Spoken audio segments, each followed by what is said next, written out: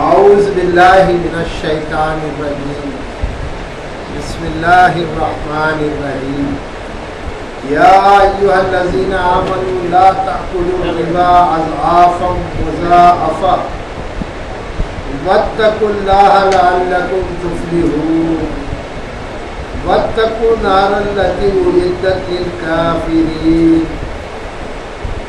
وأطيعوا الله والرسول لعلكم ترحمون وسارعوا إلى المغفرة من ربكم وجنة عرضها السماوات والأرض أعدت للمتقين الذين ينفقون في السراء والضراء والكاظمين الغيظ والعافين عن الناس والله يحب المحسنين والذين إذا فعلوا فاحشة أو ظلموا أنفسهم ذكروا الله فاستغفروا لذنوبهم ومن يغفر الذنوب إلا الله ولم يصروا على ما فعلوا وهم يعلمون أولئك جزاؤهم مغفرة من ربهم وجنات تجري من تحتها الأنهار خالدين فيها ونعم أجر العاملين قد خلت من قبلكم سنن فسيروا في الأرض فانظروا كيف كان عاقبة المكذبين هذا بيان للناس وهدى وموعظة للمتقين ولا تهينوا ولا تحزنوا وأنتم الأعلون إن كنتم مؤمنين إن يمسسكم كرح فقد مس القوم كرح مثله وتلك الأيام نداولها بين الناس وليعلم الله الذين آمنوا ويتخذ منكم شهداء والله لا يحب الظالمين وليمحص الله الذين آمنوا ويمحق الكافرين أم حسبتم أن تدخلوا الجنة ولما يعلم الله الذين جاهدوا منكم ويعلم الصابرين ولقد كنتم تمنون الموت من قبل أن تلقوه فقد رأيتموه وأنتم تنظرون. برادران اسلام، یہ سورہ آل عمران کا 14واں رکوع تھا جو ابھی آپ کے سامنے اللہ تبارک و تعالیٰ کے فضل و کرم سے تلاوت کیا گیا.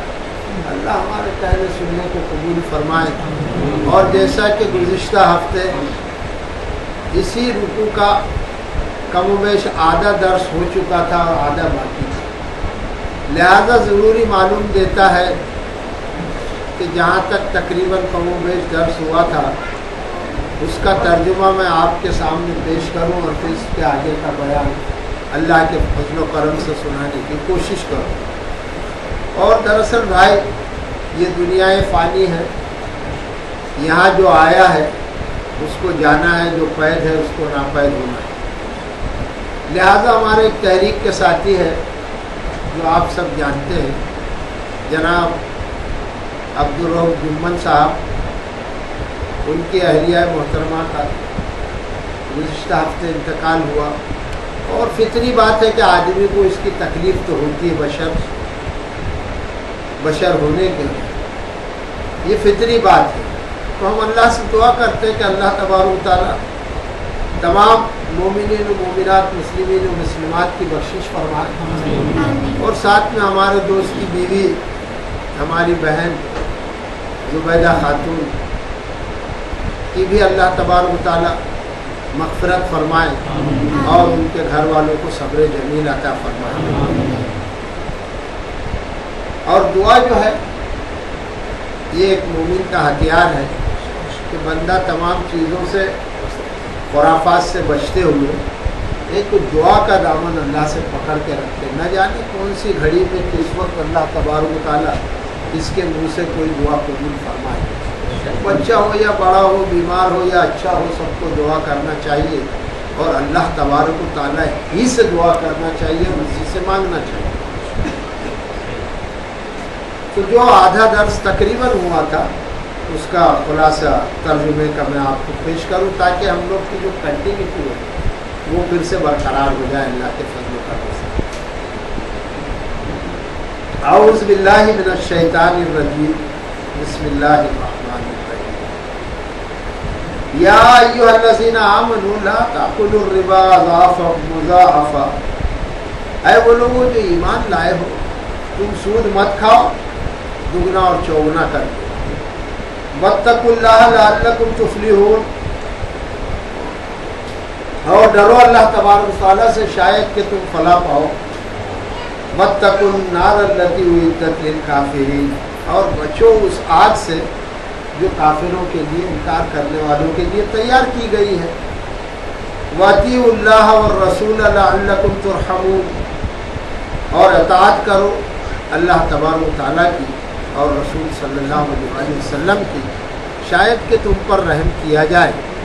وسارعوا الی المغفرۃ من ربکم وجنۃ عرضها السماوات والارض، اور دوڑو اس مغفرت اور جنت کی طرف تمہارے رب کی جس کی وسعت آسمانوں اور زمین جیسی ہے۔ اعدت للمتقین، اور یہ جو جنت ہے یہ متقین کے لیے تیار کی گئی ہے۔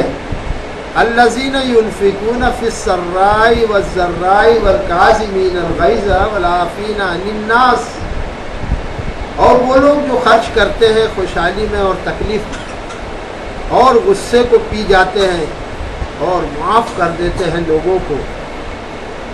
واللہ یحب المحسنین، اور اللہ تبارک تعالیٰ ایسا کرنے والوں کو، نیکوکاروں کو دوست رکھتا ہے۔ والذین اذا فعلوا فاحشۃ او ظلموا انفسهم ذکروا اللہ فاستغفروا لذنوبہم، اور وہ لوگ کہ جب کر بیٹھے کوئی بےہودہ کام،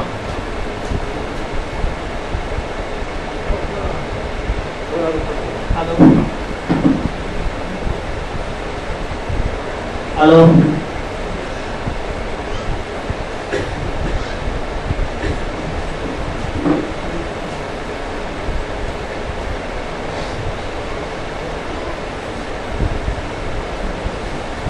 بسم اللہ الرحمن الرحیم۔ اور وہ لوگ جب کر بیٹھے کوئی بےہودہ کام یا اپنے اوپر کوئی ظلم، تو چاہیے کہ اللہ تبارک و تعالیٰ کو یاد کرے، پھر اپنے گناہوں کی بخشش مانگے۔ وَمَن يَغْفِرُ الذُّنُوبَ إِلَّا اللَّهُ، اور کون ہے جو اللہ کے سوا بخش سکتا ہے۔ وَلَمْ يُصِرُّوا عَلَىٰ مَا فَعَلُوا وَهُمْ يَعْلَمُونَ، اور جو کیا ہے اس پر وہ نہ اڑے رہے اور وہ جانتے ہیں۔ اولئک جزاؤہم مغفرۃ، اولئک جزاؤہم مغفرۃ من ربہم وجنات تجری من تحتہا الانہار خالدین فیہا، یہی وہ لوگ ہیں کہ بدلہ ہے ان کا مغفرت ان کے رب کی طرف سے، اور ایسے باغ جس کے نیچے نہریں بہتی ہیں اس میں وہ ہمیشہ رہیں گے۔ وَنِعْمَ أَجْرُ الْعَامِلِينَ، اور کیا ہی اچھا اجر ہے عمل کرنے والوں کی۔ تقریباً یہاں تک بات آئی تھی، آج کے خلاصے میں سماعت فرمائیں اور بغور سماعت فرمائیں کہ اللہ تبارک و تعالیٰ ارشاد فرماتا ہے، اعوذ باللہ من الشیطان الرجیم، بسم اللہ الرحمن الرحیم۔ قد خلت من قبلکم سنن، قد بے شک، خلق گزر چکے ہیں، من قبلکم سنن تم سے پہلے بہت سے واقعات۔ جب آج یہ قرآن ہمارے سامنے ہے اور 1500 سال پہلے جب یہ نازل ہو رہا تھا تو صحابہ کرام کے سامنے تھا، مخلوق کے سامنے تھا، اور تمام مکہ و مدینہ منورہ اور لوگوں کے سامنے تھا، اور آج بھی سامنے اور قیامت تک رہے گا۔ تو جب بھی یہ پڑھیں گے ہم تو ایسا لگے گا کہ ہمارے لیے آج کی بات ہے۔ تو قد خلت من قبلکم سنن، کہ گزر چکے ہیں ہم سے پہلے بہت سے واقعات، بہت سے زمانے، بہت سے طریقے۔ 1500 سال پہلے بھی تھے تو اس سے پہلے گزر چکے، آج ہم کہہ رہے تو ہم سے پہلے 1500 سال اور وہ جو زمانے گزر چکے۔ تو بہت سے اس دور میں واقعات گزر چکے ہیں۔ فسیروا فی الارض فانظروا کیف کان عاقبۃ المکذبین، اللہ تعالیٰ فرماتا ہے فسیروا فی الارض، پھر زمین میں چلو پھرو، فانظروا، پھر تم لوگ دیکھو کہ کیف کان عاقبۃ المکذبین، کہ کیسا انجام ہوا جھٹلانے والوں کا۔ یعنی اس دنیا میں بہت سے ادوار گزرے ہیں، بہت سے زمانے گزرے، اس میں بہت سے واقعات ہو چکے ہیں۔ ایک ہسٹری ہے، تاریخ ہے، کہیں فرعون ڈوب گیا، کہیں شداد ہلاک ہو گیا، کہیں نمرود مارا گیا، کہیں قوم عاد و سمود فنا ہو گئی، کہیں قوم لوط فنا ہو گئی۔ تو ایسے واقعات آپ کو ہسٹوریکل تاریخی واقعات ملیں گے اگر تم غور کرو، ڈھونڈو، پڑھو، روایات کو دیکھو۔ تو جو قرآن پاک فرماتا ہے وہ سب ملیں گے۔ اس کے باوجود اللہ نے فرمایا فسیروا فی الارض، اور تم ذرا چلو پھرو اپنے اپنے علاقے میں رہ کر، تم کو کچھ سمجھ میں آنے والا نہیں۔ ہم اس قریش نگر میں ہی رہے اور اسی کو دنیا سمجھے، تو دنیا تو بہت بڑی ہے، ذرا کورلے کا کبھی ہم نظارہ کر لیں، کبھی بمبئی چلے جائے، کبھی اور مختلف مقامات پر چلے جائیں، تو ہم کو سمجھ میں آئے گا کہ اللہ کی دنیا کتنی بڑی ہے اور کیا کیا ہوا ہے اس دنیا میں۔ پھر وہ نشانات ملیں گے، وہ کھنڈرات ملیں گے، کچھ لوگ ملیں گے جو مختلف ایریوں کی تاریخ بتائیں گے۔ ہم ناسک چلے جائیں تو وہاں کے لوگوں سے پوچھو تو ناسک کے حالات بتائیں گے، یہاں ایسا تھا، ویسا تھا، یہ تھا، وہاں گار تھی، یہ تھے، ہے نا۔ تو بہت سے واقعات ہر جگہ پر تم کو ملیں گے، بشرط یہ ہے کہ اللہ نے فرمایا کہ تم ذرا خود چل پھر کر دیکھو نا۔ قرآن جو فرماتا ہے وہ حقیقت سامنے نظر آتی ہے۔ فانظروا کیف کان عاقبۃ المکذبین، پھر دیکھو کہ کیسے انجام ہوا جھٹلانے والوں کا۔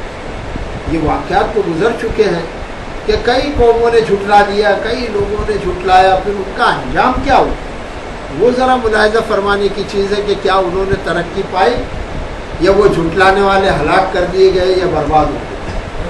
تو آدمی کو جھوٹ سے بچنا چاہیے ورنہ ہلاکت رکھی ہوئی ہے سامنے۔ پھر اللہ تعالیٰ ارشاد فرماتا ہے کہ ھذا بیان للناس، اور یہ تو لوگوں کے لیے ایک بیان ہے۔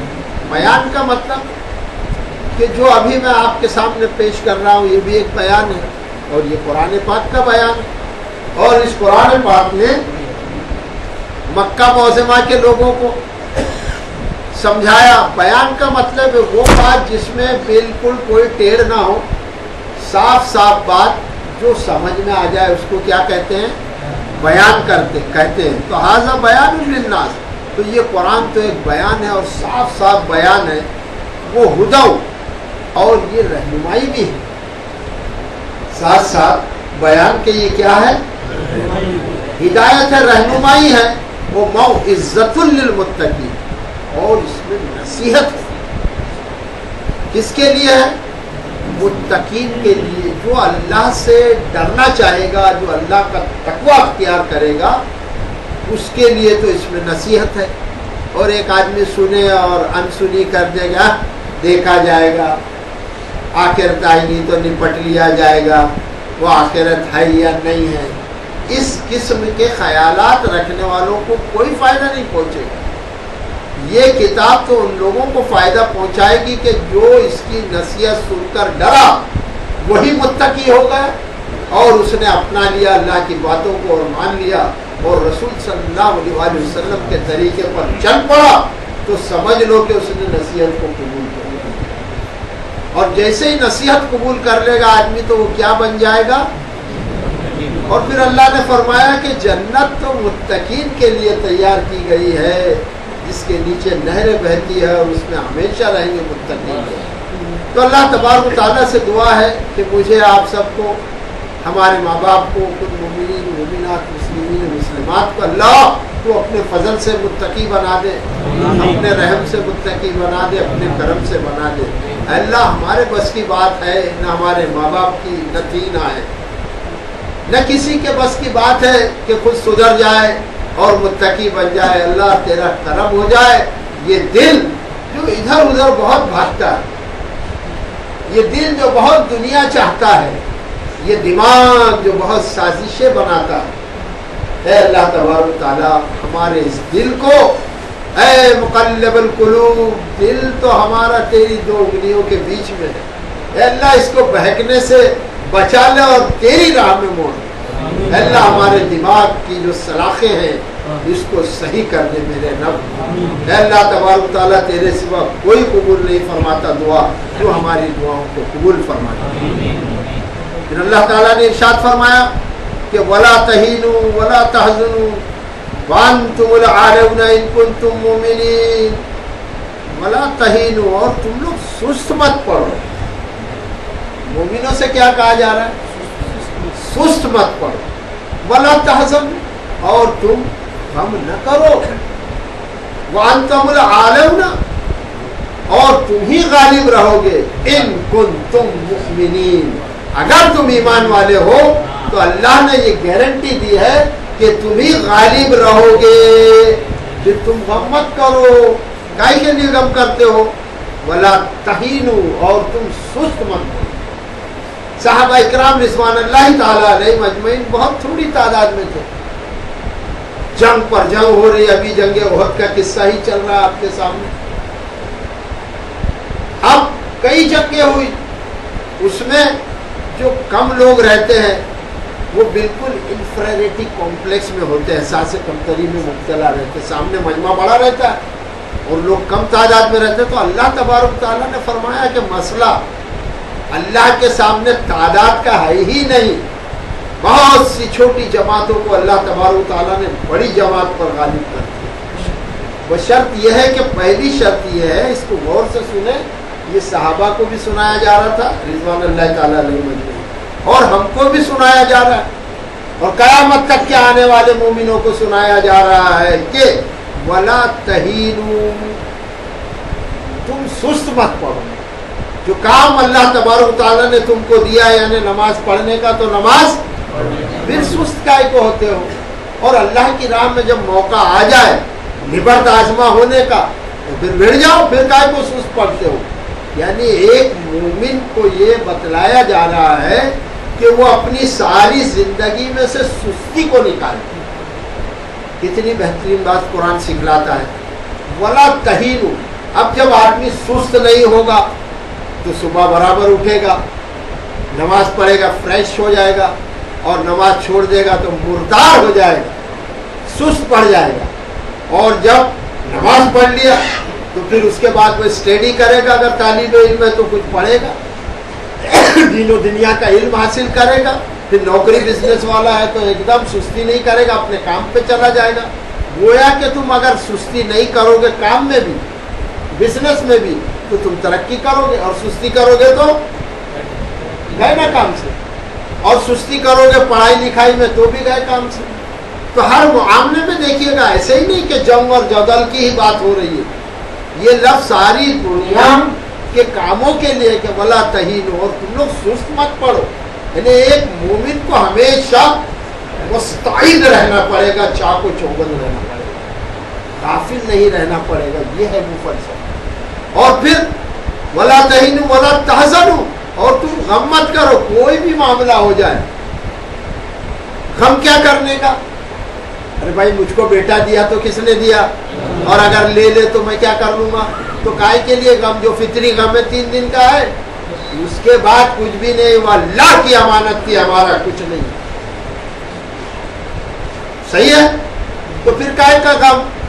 کچھ ہمارا کھو گیا، کچھ ہم سے چھن گیا، ارے کہاں رہنا ہے اس میں یار دنیا میں، کہ وہ ٹی بی کی بیماری پال لو، میرا 1 لاکھ چلا گیا، اللہ نے دیا تھا، اِنَّ لِلَّهِ وَإِنَّا إِلَيْهِ رَاجِعُونَ۔ مسجد سے نئے نئے جوتے چلے جاتے، آدمی کو شاٹ لگتا ہے۔ اللہ سمجھ دے وہ چوروں کو کہ آدمی محنت سے کماتا ہے، آدھا دھیان نئے جوتے میں رہتا ہے، آدھا دھیان نماز میں رہتا ہے، وہ عذاب کس پر پڑے گا؟ تو وہ چور کو بھی اللہ ہدایت دے کہ یہ سمجھنا ہے، اور جس کا چلا جائے پھر کیا غم کرنا ہے، لے گیا تو لے گیا، اللہ نے دلایا تھا اللہ پھر دلا دے گا، پڑھ لے انا للہ و انا الیہ راجعون۔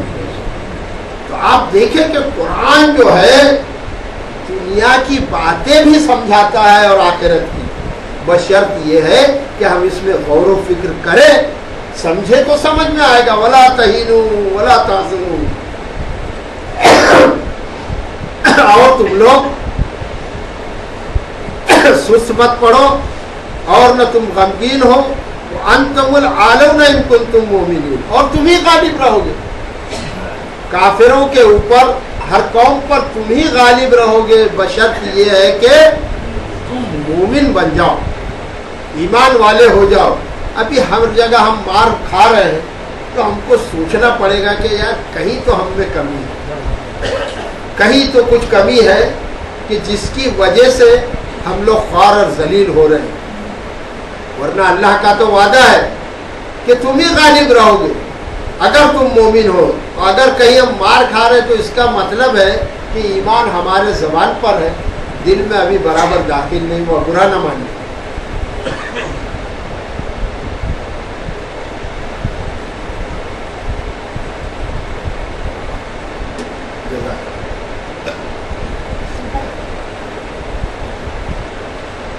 تو ولا تہینوا ولا تحزنوا وانتم العالون ان کنتم مؤمنین، اور تم لوگ سست مت پڑو اور نہ غمگین ہو، اگر تم مومن ہو تو تم ہی غالب رہو گے۔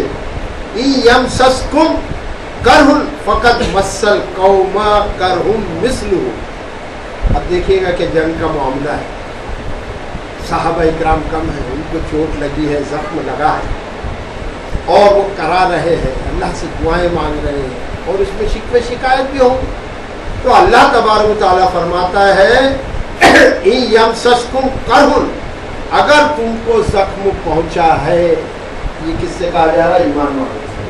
اگر تم کو زخم پہنچا ہے، فقد مس القوم کرہ مثلہ، تو دوسرے لوگوں کو بھی تمہارے جیسا زخم پہنچا ہے۔ لڑائی ہوئی، دونوں طرف تو انسان ہے، ادھر سے وار مار رہے، ادھر سے وار مار رہے، ادھر بچ رہے، ادھر بچ رہے، ادھر سے پتھر، ادھر سے پتھر، ادھر سے تلواریں، ادھر سے تلواریں، تو لگ رہا مومنوں کو بھی زخمی مومن ہو رہے، تو تم یہ نہ سمجھو مومنوں کے صرف زخمی تم کو ہی لگ رہا۔ کیسا انصاف فرماتا ہے اللہ تعالیٰ۔ وہاں بھی یہی حال ہے کہ تم نے جب ان کو دھوبی پچاڑ دیا ہے اور مارا ہے تو وہ بھی زخمی ہوئے، تو بات دونوں طرف ہو گئی نا۔ اگر تم کو کوئی زخم پہنچا ہے تو پھر وہ لوگ ہیں وہ بھی زخمی ہوئے ہیں تمہاری طرح ہی۔ اللہ تعالیٰ فرماتا ہے یہ ہوتا کیوں؟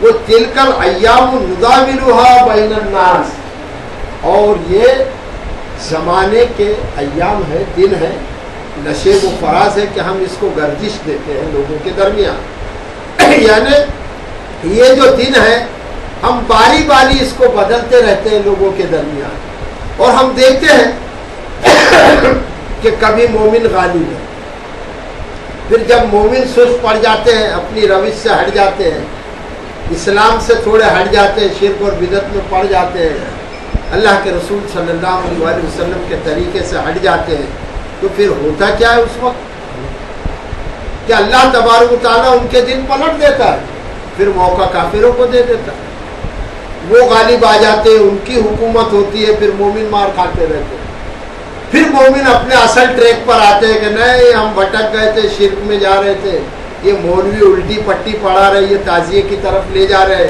یہ سندلوں میں گھسا رہے، یہ ڈھول باجے میں گھسا رہے۔ جب سمجھ آ جاتی ہے کہ نہیں ہم اللہ کے رسول صلی اللہ علیہ وسلم کے مقدس و مبارک طریقے سے بھٹک چکے ہیں، لہٰذا جب قرآن کی طرف آتے ہیں، اصل کی طرف آتے ہیں، حضور صلی اللہ علیہ وسلم کے سچے طریقے کو اپنا لیتے ہیں، تو پھر اللہ تبارک و تعالیٰ دن پلٹ دیتا ہے، اور پھر مسلمانوں کی حکومت ہو جاتی ہے، اور پھر اس کے بعد دیکھتے ہو کہ جب قوموں سے پھر اسلام نکلتا ہے تو پھر ہم لوگ مار کھانے والے ہو جاتے ہیں۔ تو اسی طرح اللہ تبارک و تعالیٰ اس آیت میں فرماتا ہے، سبق لینے کی ضرورت ہے وہ تلکل ایام، اور یہ دن ہے نداولھا کہ نشے و فراز ہے، اس کو ہم گردش دیتے رہتے ہیں بین الناس، لوگوں کے درمیان، کبھی وہ اوپر کبھی ہم نیچے، کبھی ہم اوپر کبھی وہ نیچے، کبھی ہماری ترقی تو ان کی تنزلی، کبھی ہماری تنزلی تو ان کی ترقی۔ تو یہ سب الٹ پھیر کہاں سے ہوتا ہے؟ حکومتیں جو بنتی ہے آپ دیکھتے ہیں ساری دنیا میں، لوگ سمجھ رہے ہیں کہ ہم اپنی طاقت سے، ہم اپنی عقل سے حکومتیں بنا رہے ہیں، ایسا کچھ بھی نہیں ہے۔ دنیا کی سب سے ذہین قوم اور مکار قوم اگر دیکھیں گے تو یہودی ہے، مگر بھٹک رہے ہیں برسوں سے۔ آج بھی وہ دوسرے کے کاندھوں پر، دوسرے کے آسرے پر ہے، امریکہ، رشیا اور برٹن وغیرہ کے۔ تو ایک ان کو ذرا سی جگہ ملی ہے برسہ برس کے بعد، اپنے بلبوتے پہ ان کا آج بھی کچھ نہیں۔ تو ایسا ہوتا ہے کہ یہ نشے و فراز سب اللہ تبارک و تعالیٰ کی طرف سے۔ کبھی یہ حکومت آ رہی، تم نے دیکھا کہ ہمارے انڈیا میں کیا حال تھا کہ کبھی گوتم بدھ کے زمانے میں اشوک راجا کی حکومت تھی، کبھی وکرماجیت کی تھی، تو اس کے بعد میں پھر ابراہیم لودھی آ گئے، وہ چلے گئے تو پھر جا کر مغل آ گئے، مغل گئے تو انگریز آ گئے، انگریز گئے تو کانگریس آ گئی، پھر کانگریس جاتی ہے تو بی جے پی آ جاتی ہے، بی جے پی جاتی ہے تو جنتا دل آتی ہے، اور اس طرح سے فائٹنگ چل رہی ہے۔ تو انسان کیا سمجھ رہا ہے کہ ہم سب کر لیں گے اور ابھی یہ بی جے پی آ جائے گی، بالکل یہ ان کی پلاننگ ہے، اور ہو سکتا آ جائے، مگر ہو سکتا نہیں بھی آئے، اس لیے کہ علم کا، غیب کا علم صرف اللہ کے پاس ہے۔ ایک ایسا گمنام آدمی تھا کیجریوال، جس کو لا کے کھڑا کر دیا اللہ نے، ساری ہوا نکال رہا ہے وہ۔ تو اب نہ جانے کس کی حکومت بنے، تو یہ سب کہاں طے ہوتا ہے؟ اللہ تبارک و تعالیٰ کے ہیں، اس لیے کہ یہ ایام ہے جسے اللہ تبارک و تعالیٰ نشے کو فراز کرتا ہے اور گردش دیتا ہے، کبھی کسی قوم کو اٹھا دیتا ہے، کبھی کسی جماعت کو اٹھا دیتا ہے، کبھی کسی قوم کو گرا دیتا ہے، کبھی کسی جماعت کو گرا دیتا ہے۔ یہ سب اللہ کے ہاتھ میں ہے۔ تو ہر آدمی، ہر جماعت، ہر حکومت کرنے والا یہ سوچے کہ میں جو کچھ مجھ کو ملا ہے یہ اللہ کی طرف سے ملا ہے، نرنکاری ایشور کی طرف سے ملا ہے، لہذا میں اس کے بندوں کے ساتھ رحم کروں، ان کو روٹی کا بندوبست کر کے دوں، ان کو کپڑوں کا بندوبست کر کے دوں، ان کو مکان کا بندوبست کر کے دوں، فٹ پاتھ سے اٹھا کر ان کو مکان دلا دوں۔ یہ حکومت کی ذمہ داری ہے، نہ کہ لوٹ کر کھانے کی ذمہ داری ہے۔ تو یہ سب اللہ تبارک و تعالیٰ کی طرف سے ہے، جسے اللہ تبارک و تعالیٰ فرماتا ہے کہ باری باری ہم بدلتے رہتے ہیں لوگوں کے درمیان۔ وَلِيَعْلَمَ اللَّهُ الَّذِينَ آمَنُوا وَيَتَّخِذُوا مِنكُمْ شُهَدَاءَ، اور اللہ تعالیٰ فرماتا ہے تاکہ اللہ تبارک و تعالیٰ جان لے ان لوگوں کو جو ایمان لانے والے ہیں، وَيَتَّخِذَ مِنكُمْ شُهَدَاءَ، اور وہ تم میں سے بنا لے بعض کو شہید۔ آدمی شہادت کی تمنا کرتا ہے سب، مگر اللہ جانتا ہے، اور اللہ جس کو بنا دے وہ شہید ہو جائے گا۔ درجہ شہادت کس کی طرف سے ملتی ہے؟ اللہ تبارک تعالیٰ کی۔ تو اللہ تعالیٰ نے فرمایا کہ یہ تو ابھی اللہ کو جاننا ہے کہ کون ایمان والا ہے سچا، اور تم میں سے کس کو شہید کرنا ہے اللہ کو۔ واللہ لا یحب الظالمین، اور اللہ تبارک و تعالیٰ ظالموں کو پسند نہیں کرتا، دوست نہیں بناتا۔ اور ظالم کون؟ وہ جو حق ہے ایک طرف ہے حقوق اللہ، وہ جو حق ہے دوسری طرف ہے حقوق العباد، اور اس کے ساتھ دونوں میں جو حق تلفی کر دے وہ کون ہے؟ تو اللہ کے بندوں کو اگر حکومت دی ہے اللہ نے، تو وہ اللہ کے بندوں کے ساتھ ظلم نہ کرے، اللہ کی عبادت کرے، اور اللہ کے بندوں کو روٹی اور اناج پہنچانے کی کوشش کرے۔ وہ بیمار ہے تو ان کو دوائیں دے، ان کو تعلیم کی ضرورت ہے تو کتابیں دے، ان کو گھر کی ضرورت ہے تو گھر دے، اور وہ ننگے گھوم رہے فٹ پاتھ پر رہ رہے ہیں تو ان کو کپڑے پہنا دے۔ یہ ذمہ داری ہے اللہ کی طرف سے۔ تو اللہ تبارک و تعالیٰ ایسے ظالموں کو پسند نہیں کرتا، دوست نہیں بناتا، جو حقوق اللہ اور حقوق العباد میں حق تلفی کرتے ہیں۔ پھر اللہ تبارک و تعالیٰ ارشاد فرماتا وَلِيُمَحِّصَ اللَّهُ الَّذِينَ آمَنُوا وَيَمْحَقَ الْكَافِرِينَ، اور تاکہ اللہ تبارک و تعالیٰ ان لوگوں کو پاک کر دے جو ایمان لائے۔ اللہ تبارک و تعالیٰ یہ چاہتا ہے کہ جس نے بھی ایمان لایا اس کو کیا کرنا چاہتا ہے؟ پاک کرنا چاہتا ہے۔ کفر میرے بھائیوں ایک خلاصت ہے، کفر ایک گندگی ہے، اور وہ آدمی جو کفر میں رہتا ہے وہ گندا ہے، اور جیسے وہ کفر سے نکل کر لا الہ الا اللہ محمد الرسول اللہ صلی اللہ علیہ وسلم پڑھ لیتا ہے تو گویا وہ غلاظت سے، گندگی سے نکل گیا، ایک دم پاک صاف ہو گیا، تاکہ اللہ تبارک و تعالیٰ ان لوگوں کو پاک کر دے جو ایمان لانے والے ہیں، اور وہ یہ ہم حقاً کافرین، اور کافروں کو مٹا دینے والا ہے، کافروں کو مٹا دیتا ہے اللہ تبارک و تعالیٰ۔ آخری کچھ آیتوں میں سماعت فرمائیں کہ ام حسبتم ان تدخلوا الجنت ولما يعلم الله الذين جاهدوا منكم ولا يعلم الصابرين۔ اللہ فرماتا ہے کیا تم نے یہ سمجھ لیا ہے، تم نے یہ گمان کر لیا، سب لوگوں سے خطاب کیا جا رہا ہے اور بالخصوص ایمان والوں سے، کیا تم نے یہ جو ہے اپنا سب اکاؤنٹ کر لیا، کیا حساب کتاب لگا لیا؟ 100 نیکی ہے، 75 گناہ ہے، اور دونوں میں سے کاٹ دیں گے تو ہم کو تو 25 نیکی پھر بھی بچے گی، پڑھتے جاؤ سبحان اللہ نیکیاں بڑھتے جاؤ، ادھر سے مار کھاتے جاؤ، ادھر سے نیکیاں کماتے جاؤ، حساب کتاب کر رہا ہے آدمی۔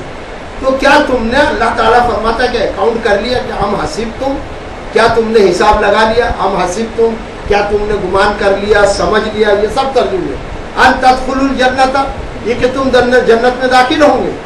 آدمی خود ہی فیصلے کر رہا ہے، میں نے اتنی نیکی کر لی ہے بھائی، اتنے برس سے نماز پڑھ رہا ہوں، اتنے حج زکات یہ سب کر لیے، اور 50 بزنس کے حج مار کے آیا ہوں، اور بولے بھائی میں نے تو 7 حج کیا ہوں، 200 عمرے کیا ہوں۔ ارے حج کرنا ہے، صبح سے نکل دے شو کر کے، ہار پہن کے پھر رہا، دے دعوتیں کھا رہا، یہی ڈھول ہو گیا، وہاں کیا کام کرے گا؟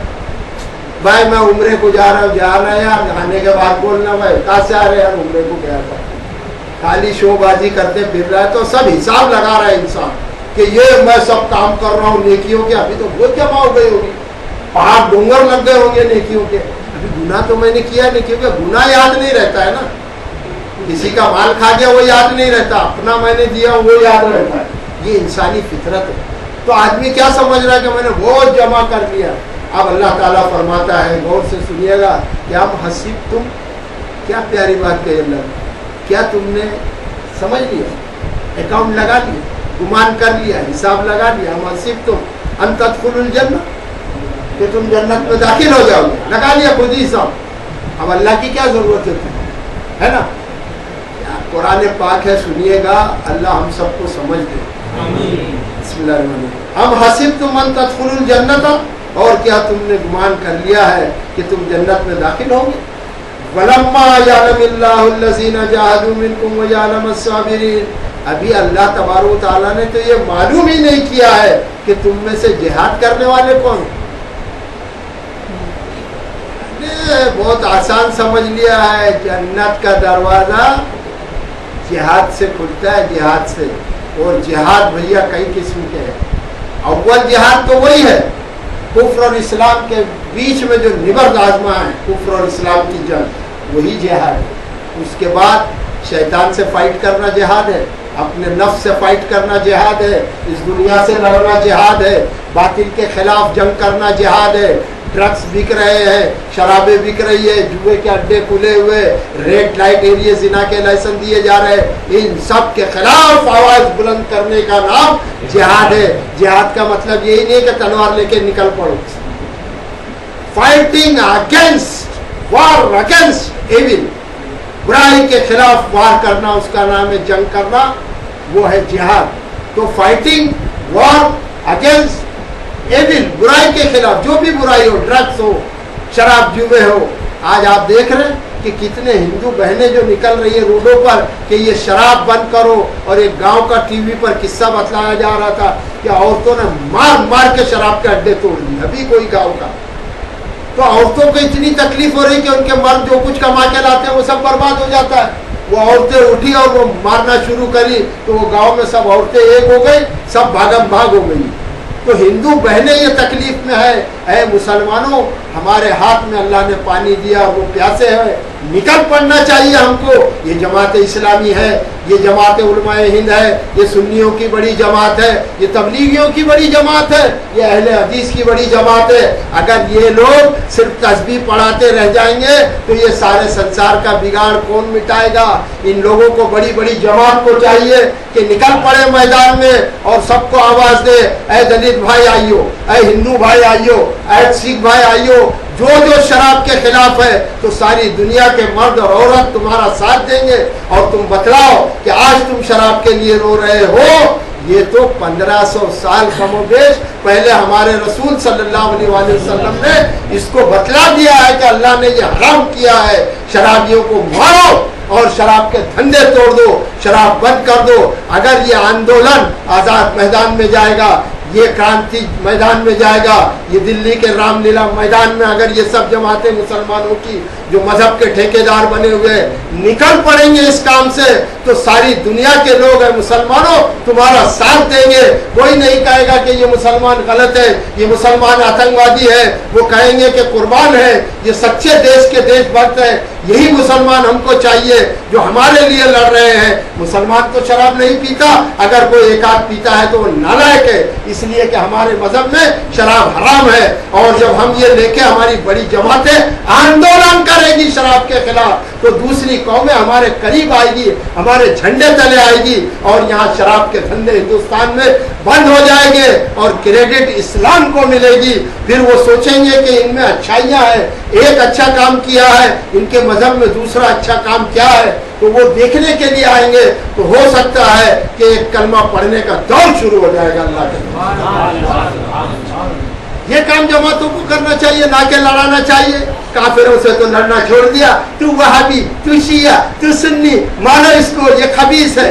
یہ بیچارے سب کچھ اچھے ہیں, جنت میں وہ جائے گا, جہنم میں یہ جائے گا, فیصلے خود کر رہے. تو اللہ تعالیٰ نے فرمایا کیا تم نے گمان کر لیا ہے کہ تم جنت میں داخل کر دیے جاؤ گے, ہو جاؤ گے؟ ابھی تو اللہ نے دیکھا ہی نہیں ہے کہ تم میں سے ایفرٹ کون کرتا ہے, کون جہاد کرتا ہے, کون کوشش کرتا ہے. اور وَلَمَّا يَعْلَمِ اللَّهُ الَّذِينَ جَاهَدُوا مِنكُمْ وَلَا يَعْلَمَ الصَّابِرِينَ. اور اللہ نے ابھی دیکھا ہی نہیں ہے کہ صبر کرنے والا کون ہے, اور صبر سے مراد میں نے بتلایا ہوں کہ جمے ہوئے رہنے والا کون ہے, ڈٹ کر رہنے والا کون ہے, یہ آندولن چلانے والا, برائیوں کو مٹانے والا کون ہے. اللہ نے تو یہ دیکھا نہیں, خالی ایک سائیڈ کا اسلام ہم کر رہے ہیں, ہم دکھا رہے ہیں. بھائی نماز کو آئیے, بھائی نماز کو آئیے, ہاں آئیے نا نماز کو, پھر بھی قوم نہیں آ رہی ہے. اس لیے کہ ہم ہی خود 3-5 ٹائم پڑھتے ہیں, ہماری مسجدیں خالی ہے بڑے بڑے تقوی والوں کو. میں کسی پر تنگ نہیں کرتا, اللہ مجھ پر رحم کرے, میرے ہم سب بھائیوں پر رحم کرے.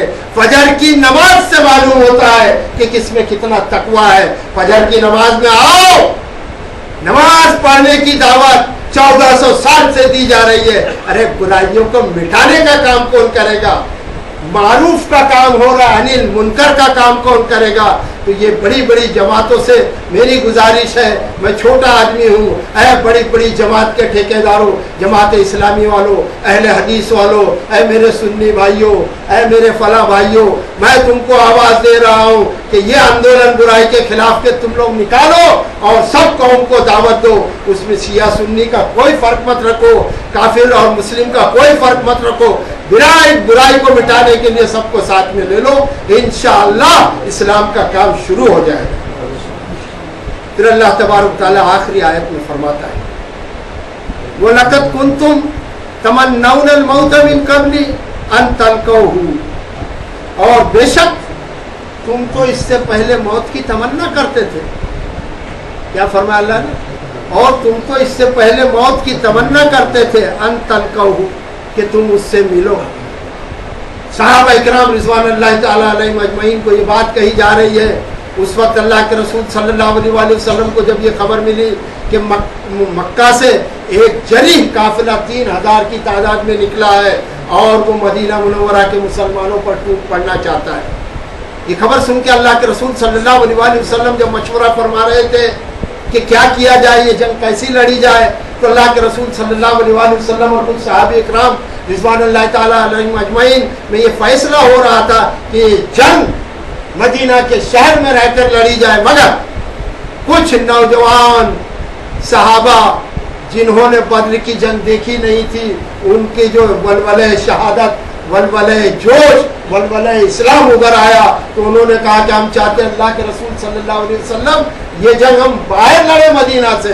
اللہ کے رسول صلی اللہ علیہ وسلم نے بھی بات مان لی کہ کہا چلو، بہادری تو یہی ہے باہر چل کے لڑے، حکمت یہ ہے کہ گھر میں بھی لڑے، وہ بھی بہادری ہے۔ چلو باہر جب آپ صلی اللہ علیہ وسلم نکلے تو وہ شوق شہادت میں جو جوان صحابہ تھے جنہوں نے آپ صلی اللہ علیہ وسلم کو اکسایا تھا کہ باہر نکل کر جنگ لڑی جائے، اب ان سے اللہ تبارک تعالیٰ فرماتا ہے وَلَقَدْ كُنْتُمْ تَمَنَّوْنَ الْمَوْتَ مِنْ قَبْلِ، اور بے شک تم تو تمنا کرتے تھے اس سے پہلے، کائے کی؟ موت کی۔ جنگ لڑنا یعنی موت کو دعوت دینا ہے نا، کوئی ضروری ہے کہ ہم سب کو مار ہی دیں گے، کوئی ہم کو بھی تو مارے گا نا، قتل کر سکتا ہے نا۔ تو اللہ نے فرمایا کہ تم جس موت کی بڑی تمنا کر رہے تھے، بہت موت کی تم تمنا کر رہے تھے اس سے قبل، تو ان تلقہو، یہ کہ تم اس سے ملو، فقد رأیتموہ وانتم تنظرون، پھر دیکھ لیا تم نے اس موت کو، دھڑا دھڑ لوگوں کی لاشیں گر رہی ہے، کچھ یہاں سے شہید ہو رہے ہیں، کچھ وہاں پر مر رہے ہیں۔ اور وہ صحابہ اکرام جو شوق کے شہادت میں نکلے تھے، کہا اللہ نے کہ دیکھ لیا نا تم نے، یہ ہے موت، تمہارے سامنے گر رہی ہے نا لاشیں، وَأَنْتُمْ تَنْظُرُونَ، اور تم دیکھ رہے ہو یہ سارے نظارے۔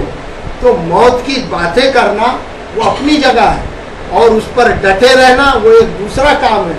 اور موت کی تمنا کرو، اس لیے کرو کہ کسی دکھ، کسی تکلیف، کسی مصیبت، کسی غربت، کسی تلاشی سے موت کی تمنا نہ کرو، بلکہ موت کی تمنا تم کر سکتے ہو اس وقت جب کہ شوق شہادت کا جام نوش فرمانا ہو۔ اللہ کے لیے اگر مرنا ہو تو موت کی تمنا کرو، اللہ کے رسول صلی اللہ علیہ وسلم کے اسلام کی خاطر مرنا ہو تو موت کی تمنا کرو۔ اور اے موت کی تمنا کرنے والوں، آج تم میدان میں کھڑے ہو اور تم موت کو دیکھ رہے ہو۔ اسی طرح سے یہ قرآن پاک ہم سب کو موت دکھاتا ہے۔ اے اللہ وہ موت دے کہ بستر پر رگڑتے ہوئے ایڑیاں ہم کو موت نہ آئے، بلکہ جس سے تو راضی ہو جائے وہ موت ہم کو نصیب فرما دے۔ وآخر الدعوانا الحمدللہ رب العالمین۔